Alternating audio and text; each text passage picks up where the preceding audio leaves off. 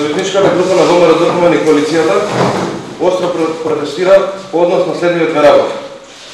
Прво, затоа што се продолжи притворот за уставобранителите од 27 април. Ова е типичен пример на изживување врз патриотите од страна на полициска хунта која што затвара политички неисленици. Бараме итно пуштање на сите патриоти кои се притворени. Второ, хунтата на СДС се пресели во Бутан. Именно, две лица кои што работат како улични хигиеничари во општината, нема да им се продолжи договорот и ќе бидат оставени на улица. Првото лице е со инвалидитет и е родител на 4 дечиња, другото лице е исто така со инвалидитет и е бранител од 2001 година. А паралелно на тоа се примаат нови 20 лица во општината без никаква процедура и критериуми, типични партиски вработување ветени пред избори.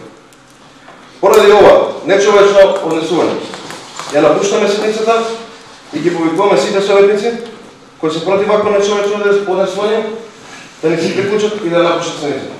Благодарам.